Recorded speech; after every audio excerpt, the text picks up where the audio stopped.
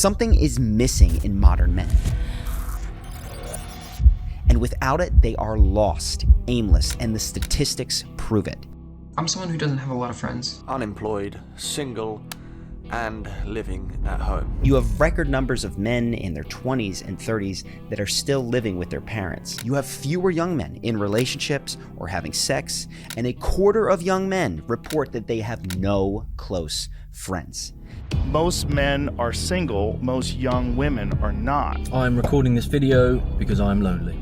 4 times more likely to kill themselves, 3 times more likely to be addicted, 12 times more likely to be incarcerated. There are important economic and sociological factors behind this, but from a psychological perspective, there is one major contributor for all of these issues: disconnection from the masculine archetypes. Now, you may not know what an archetype is, so let me explain why these are so important. An archetype is the part of your psychology that already knows how to live your highest potential, and each specific archetype unlocks a specific aspect of your highest potential. The king knows how to lead with deep conviction and power. The magician knows how to break through stuckness and create transformation, and the lover knows how to love fully. But most of us are disconnected from these archetypes, and so we don't live up to our highest potentials. That's why we have always told myths and made art that remind us of these archetypes, because those stories wake us up to the version of ourselves that already knows how to live with confidence, courage, and purpose. Now, I've already mentioned the first 3 masculine archetypes: the king, the magician, and the lover. But it's the final masculine archetype that is the most discouraged by modern society. And I believe that losing it has been a core cause of the epidemic of male aimlessness. That missing archetype is the warrior. Because it is the warrior that gives men their focus, their drive, and without it, they become weak and harmless in the worst way possible. Well, if you're harmless, you're not virtuous. You're just harmless. So I want to dive into 4 key aspects of the warrior that will wake that up inside of you so that you can retake control of your life. This is where we hold them. This is where we fight. First, the warrior loves his aggression.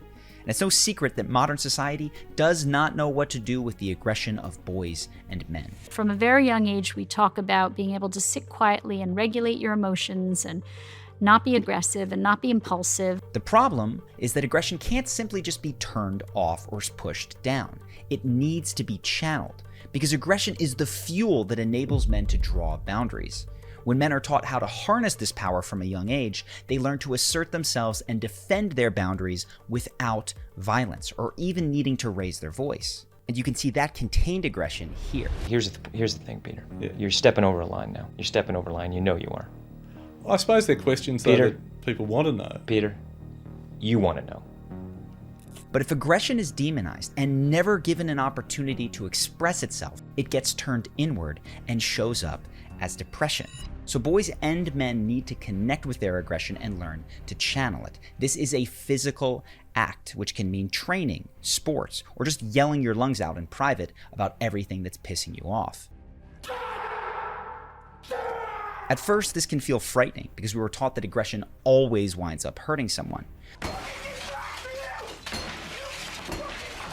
But letting this energy flow in contained environments will help you to set those boundaries that we talked about and make you more confident and competent in every area of your life. And this takes us to the second point. The warrior defends sacred solitude. Almost everything in the modern world is fighting to keep you pseudo-connected all the time. And I say pseudo-connected because it's not true connection as much as it is distracted engagement. What happens when you're just scrolling and you just can't stop? Well, social media has essentially taken human connection and turned it into a drug. The moment you turn it on, it's like playing you a new thing, playing you a new thing. You're like, "Aah!" and you just sucked into it. This is why the warrior must create sacred solitude. This is non-negotiable, daily time alone, and it allows him to connect with what truly matters to him. and to apply himself to training that is required to manifest his goals. Because I know you're into meditation, I know you spend a lot of time in dark rooms. There is something what you can do better, every day. And that's my idea of the training, life idea. Now, for people who are not professional fighters, this looks at least like taking some time every day with your phone on Do Not Disturb or leaving it behind entirely. It means that you take dedicated work sessions with no distractions or interruptions. And the productivity gains alone are worth it. But the real value of this solitude is in knowing that you have honored your own priorities. And that takes us to the next point. The warrior seeks out risk. There is no glory to be had now. Only retreat or surrender or death. But that's an easy choice for us, Arcadian. Spartans never retreat. So much of our modern safety-obsessed world demonizes risk. As young boys, we were encouraged to not do things that might get us hurt and made to feel reckless if we did. And as adults, well-meaning loved ones encourage us to take the path that carries the least possibility of pain. We're not going to let you ruin your life. Tomorrow, I'm withdrawing you from Welton and enrolling you in Brayton Military School. You're going to Harvard, and you're going to be a doctor.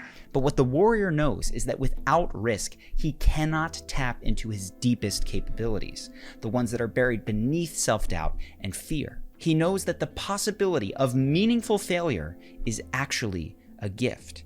So the warrior seeks out risk and makes friends with fear. This relationship means that he knows how to risk wisely in the perfect amount to keep him on his edge. Why can't you change your thinking? Everybody else does. Because I'm a fighter. That's the way I'm made, Adrian. Which is unlike the man who never risks anything and then overestimates his abilities. And even if the warrior loses, he grows faster than others, eventually accomplishing what seemed impossible. This takes us to the final point. The warrior embraces the power of death. I knew a man who once said death smiles at us all. All a man can do is smile back. Death is often denied in the modern era. So much of our society is organized around hiding it from ourselves. Our sick and our dying are removed from communal spaces, so that by the time we're adults, most of us have actually only seen maybe a handful of dead bodies. And the death we do encounter is in video games and media, where it's easily surmounted and stripped of its full weight. Or it's something that happens over there in another part of the world to people unlike us. The warrior knows, though, that death walks with him at every moment. And this fills every moment with overwhelming gratitude. The gods envy us. They envy us because we're mortal. Because any moment might be our last. Everything's more beautiful because we're doomed. His time on Earth is a blessing that will not last forever, and this spurs him to live fully without shame. This is liberating because so many men are drowning in shame. Don't cry, don't laugh too loudly, don't look dumb singing or dancing or enjoying yourself too much or, God forbid, trying earnestly and failing. But in the face of death, all of those concerns are irrelevant. So the warrior sings, dances, laughs, plays, and fights all out. It's an honor to die at your side. It's an honor to have lived at yours. And you're already dead! Brothers, what we do in life echoes in eternity. He lives with an open heart because there is nothing to lose, and he is magnetic to others because he is fully alive. Those who cling to death live. Those who cling to life die. So as you reflect on this, I want you to ask yourself, how do you want to spend your precious time? What have you been holding back in order to feel safe? And what are you willing to live all out for? You don't need to answer with words, just feel it. If you want to know the best way that I have to get into that place of felt warrior clarity, I've worked with a friend to create a special breathwork session just for that, and I cannot recommend it enough. Breathwork is my sacred solitude every day, and this warrior track is great.